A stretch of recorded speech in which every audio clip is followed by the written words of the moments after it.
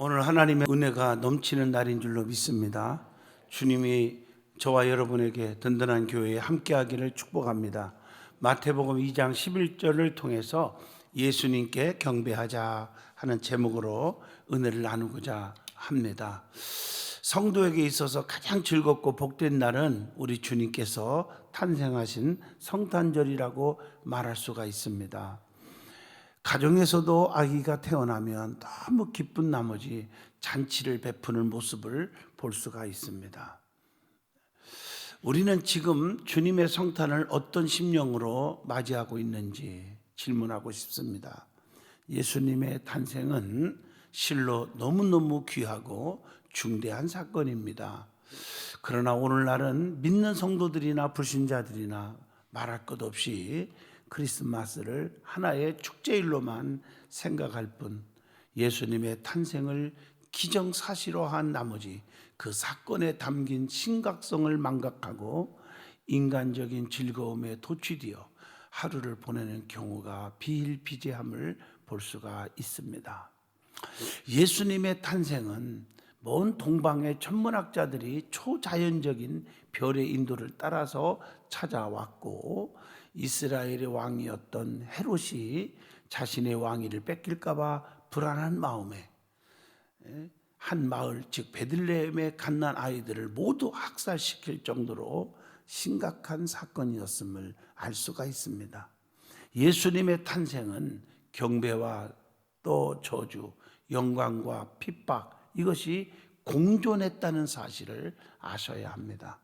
즉 세상에 오신 하나님의 아들에 대하여 일부는 존귀하게 여기며 신성한 영광을 돌리고 어떤 사람들은 심한 거부감과 경멸을 던졌다는 사실입니다. 이러한 극도의 환영과 거부는 예수님의 생애 내내 지속되었음을 성경을 통해서 찾아볼 수가 있는 것입니다. 헤롯과 동방 박사들과의 공통점은 예수님을 왕으로 인식했다는 점이지만 그 결과적 반응은 전혀 달랐습니다.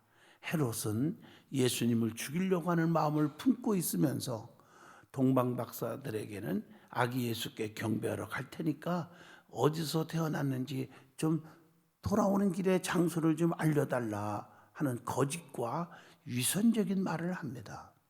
그러나 동방 박사들은 메시아 되신 아기 예수께 진심 어린 경배를 드리러 찾아갔다는 사실입니다. 오늘은 너무나도 기쁘고 즐거운 성탄절입니다. 오늘 이와 같이 이 기쁜 날에 동방 박사들처럼 예수님께 신령과 진정으로 경배를 드려야 할 것입니다. 오늘날 신앙생활 하면서 좌우 주변을 보면 항상 양면성이 있잖아요. 선과 악, 또 찬양과 또 비극, 뭐 이렇게 자꾸 공존하고 있어요. 우리는 어떤 사람이 되어야 하는가? 이걸 아셔야 합니다. 그러므로 오늘 본문 말씀을 통해서 예수님께 경배하자 하는 제목으로 말씀을 드릴 때 우리의 마음이 기쁘고 또 즐겁고 또 하나님께 영광을 돌려드리는 은혜의 예배가 되시기를 축복합니다. 제일 먼저 예수님의 탄생은 엄청난 기쁜 소식이라는 겁니다. 누가복음 2장 10절 보면 천사가 이르되 두려워하지 말라 무서워하지 말라 보라 내가 온 백성에게 미칠 큰 기쁨의 좋은 소식을 너희에게 전하노라. 양치는 목자들에게 천사들이 나타나서 큰 기쁨의 좋은 소식을 전하였다는 겁니다. 그 소식은 바로 예수 그리스도의 탄생을 예언하는 소식이었습니다. 예수님의 탄생은 하나님께서는 영광이요 땅에 있는 사람들 중에는 평화가 된다고 누가복음 2장 14절에 말씀합니다. 죄로 인하여 하나님의 영원한 형벌과 저주를 받을 수밖에 없는 우리들에게 구원의 빛으로 오실 아기 예수님의 탄생은 정말로 기쁘고 너무너무 기쁘고 좋은 소식인 것입니다. 그래서 오늘 말씀대로 지극히 높은 곳에서는 하나님께 영광이라고 했습니다.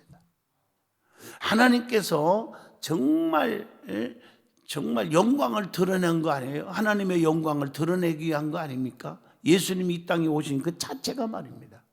그리고 하나님의 영광이 예수님으로 말미암아 나타나신 것입니다. 하나님의 영광에 이르기 위해서는 오직 예수님의 이름을 통하여야만 합니다.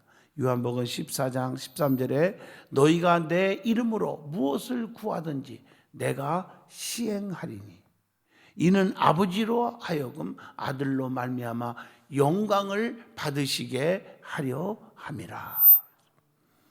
성탄절인 이 아침에 예수님은 우리들을 하나님과 화목하게 해주셨고 또 우리들로 하여금 하나님께 영광을 돌릴 수 있게 해주셨음을 누가복음 2장 20절에 말씀합니다. 하나님께 영광을 돌리는 것, 이것을 뭐라고 말할까요? 찬양을 돌리는 것과 같습니다. 성경에 보면 이 찬양이 많이 나오죠. 누가복음 1장 46절로 55절 보면 마리아가 자신에게 이루어질 일들을 믿고 감사하는 찬송시가 있습니다.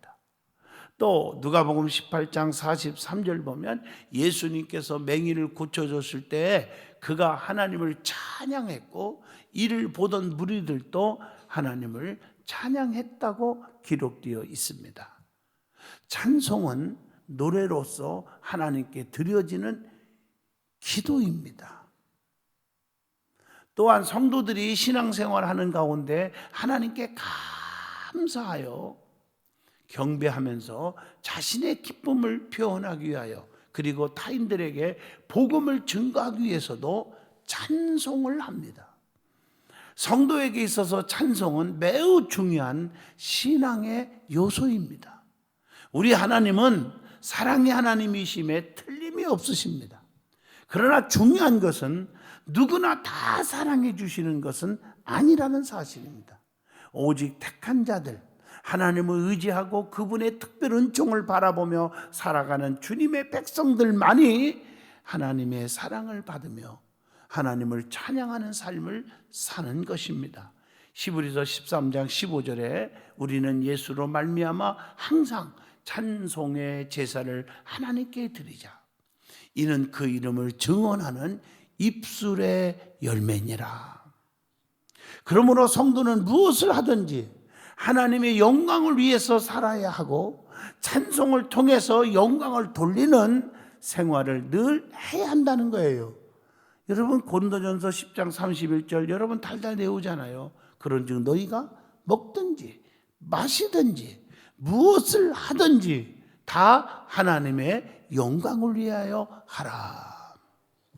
하나님의 영광을 위하여 하라. 하나님의 영광을 위하여라고 하는 이 원문 헬라어를 보면 에이스 독산 데우라는 단어가 있는데요. 이 말은 하나님의 영광을 향하여라고 번역을 합니다.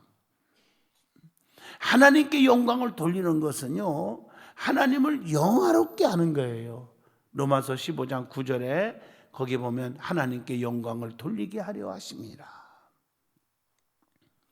전도서 기자는 하나님을 경외하고 그 명령을 지키는 것이 사람의 본분이라고 그렇게 전파합니다. 전도서 12장 13절에 하나님을 경외하고 그의 명령들을 지킬지어다. 이것이 모든 사람의 본분이니라. 부름받은 성도가 하나님을 영화롭게 해야 하는 이유가 무엇이라고 생각하십니까? 그것은 첫째, 시편 50편 15절에 답이 나와요. 환난 날에 나를 부르라. 내가 너를 건지리니 네가 나를 영화롭게 하리로다. 하나님께서 구원해 주셨기 때문입니다. 두 번째로는 이방인으로서 긍휼을 입었기 때문입니다. 로마서 15장 9절 보면 이방인들도 그 긍휼하심으로 말미암아 하나님께 영광을 돌리게 하려 하심이라. 세 번째로는 복음을 믿는 자의 당연한 의무이기 때문입니다. 고린도후서 9장 13절에 말씀하고 있습니다. 자, 그 다음에 주님이 이 땅에 오시면 하늘에는 하나님께 그 영광이지만 땅에서 기뻐하심을 입은 사람들 중에 평화라고 했습니다. 누가복음 2장 14절입니다. 이 땅에 탄생하신 예수님을 믿고 기쁨으로 맞이한 사람들에게는 하나님의 평화가 분명히 임하는 것입니다. 이 평화는 하나님과 우리 사이를 연결시켜주는 화목을 의미하기도 합니다. 그 화목은 불안과 불평의 마음을 감사와 기쁨과 즐거워하는 마음으로 변하게 만들어 준다는 것입니다. 골로새서 1장 20절이나 고린도후서 5장 18절에 말씀하고 있습니다. 성탄절을 맞이하여 우리는 화목하게 하는 직책의 사명을 감당하셔야 하는 것입니다. 천사들로 인하여 기쁜 소식을 전해들은 목자들의 행동을 보세요. 누가복음 2장 15절로 18절에 잘 나타나 있잖아요. 우리에게 알리신 바 이 이루어질 일, 이런 말이 있죠. 즉 아기 예수를 보고 아기 예수를 16절에 찾았습니다. 그리고 17절에 보았다고 그랬습니다. 그리고 전했다고 했습니다. 그랬더니 그 이야기를 듣고 있던 사람들이 18절에 뭐라고 했어요? 귀하게 여겼다. 이렇게 말하고 있습니다. 이 기이한 일은 다른 이야기가 아닌 하나님의 구원의 기쁜 소식, 즉 예수 그리스도의 탄생인 것입니다.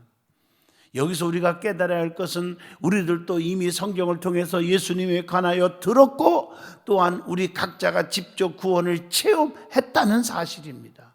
이제 우리들은 이 사실을 많은 사람들에게 전하셔야 되는 것입니다.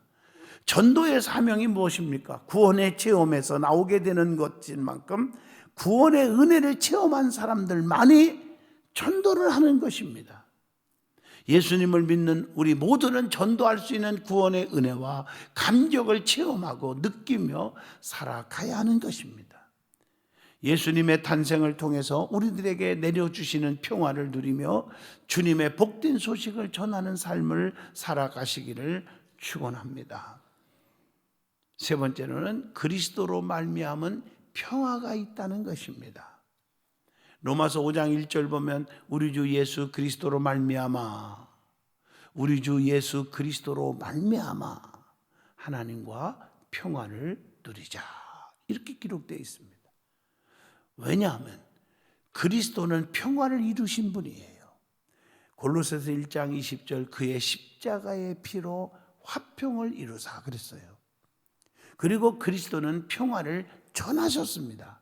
에베소 2장 17절 또 오셔서 먼데 있는 너희에게 평안을 전하시고 그랬단 말이에요. 하나님의 말씀을 듣고 그것을 받고 믿는 자들은 하나님의 평화를 얻게 되는 것입니다. 그래서 복음을 듣는 사람들은 불안, 초조, 근심, 걱정, 낙심, 좌절, 포기해서 기쁨, 평안이 막 오게 되잖아요. 여러분들이 힘들 때 그냥 포기하고 좌절하고 괴로워하고 이불 뒤집어 쓰고 자고 그러지 말고 성전에 엎드려서 찬송을 부르고 기도하면요, 자기도 모르는 사이에 다 불안, 초조, 근심, 걱정, 공포가 사라져 버려요. 기쁨이 막 넘치는 거예요. 한번 해보시라고요. 그리스도는 평화를 주십니다. 요한복음 14장 27절에 평안을 너희에게 끼치노니 곧 나의 평안을 너희에게 주노라, 그렇게 말하고 있잖아요. 내가 너희에게 주는 것은 세상에 주는 것과 같이 아니하리라. 너희는 마음에 근심하지도 말고 두려워하지도 말아라. 여러분, 세상으로부터 오는 평안은요, 참되거나 완전하지 못합니다. 영원하지 못합니다. 일시적이에요. 또한 영혼의 갈급함을 채워주지도 못합니다. 우리에게 필요한 평안은 주님께서 주시는 평안인 것입니다. 그리고 그리스도는 우리의 평화이시다는 거예요. 에베소서 2장 14절에 그는 우리의 화평이신지라, 이렇게 말하고 있어요.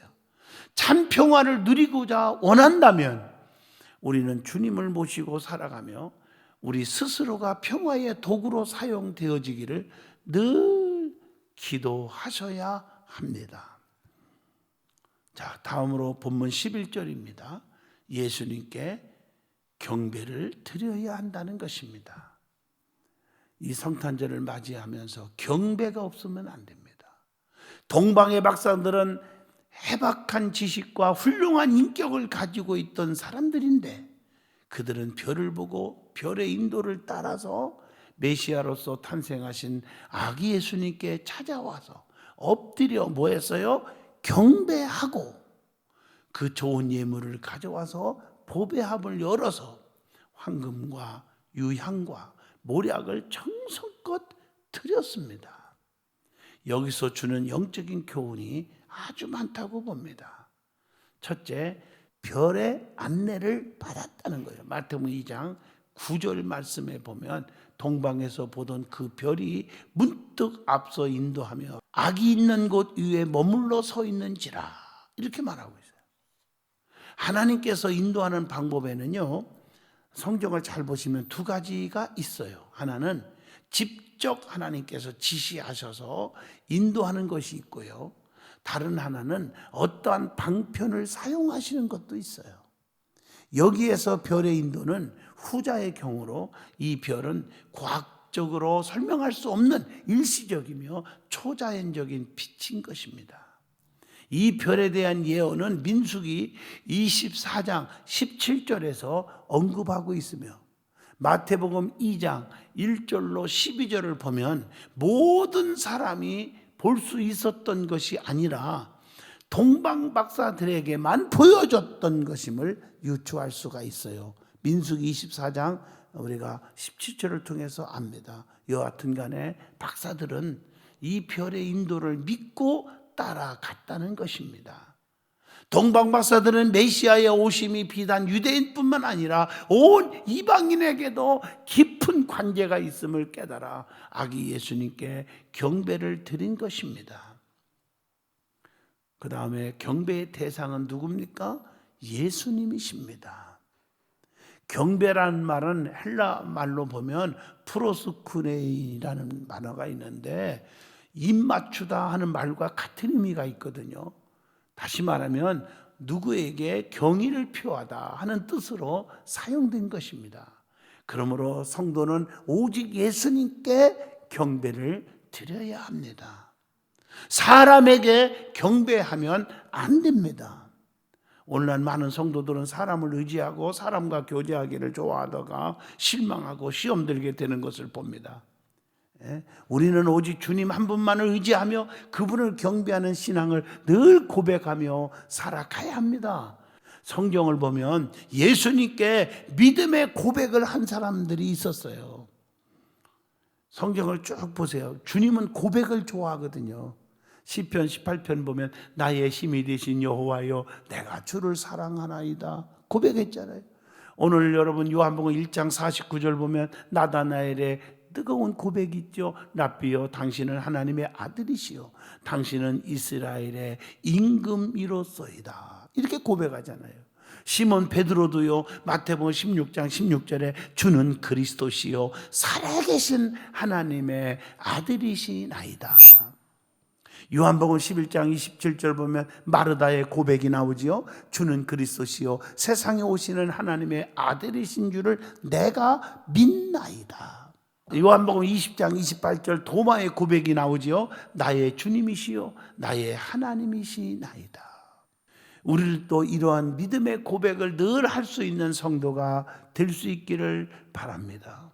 그 다음에 동방박사들의 예수님 방문을 통한 교훈이 있음을 찾아봅니다.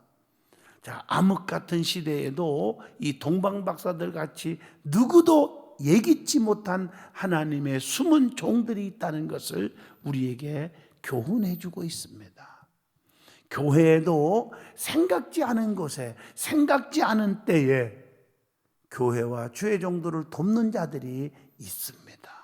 오늘 이처럼 여러분들의 가정에도 사업장에도 직장에도 생각지도 않은 좋은 일들이 생겨지고 돕는 자들이 많이 생겨지기를 진심으로 축원드립니다. 동방 박사들은 안 보고도 믿는 신앙의 결단이 있었습니다. 이방인이면서도 유대인들의 메시아 사상을 믿은 것이죠. 초라한 구유 안에 계신 아기 예수님을 보고도 그가 하나님의 아들이심을, 즉 구세주이심을 믿은 것입니다. 이게 대단하잖아요. 그리고 동방 박사들은 근면하고 헌신적이었습니다. 그들은 별을 보고 메시아의 탄생을 믿었을 뿐만 아니라 그를 만나보고 경배하고자 먼 길을 여행하는 노고를 무릅쓴 행동적인 실천적인 믿음을 보여준 것입니다. 신앙생활도 마찬가지입니다. 멀고 가까운 거리, 힘들고 쉬운 일의 문제가 아니라 나 자신의 신앙 상태가 중요하다는 사실입니다.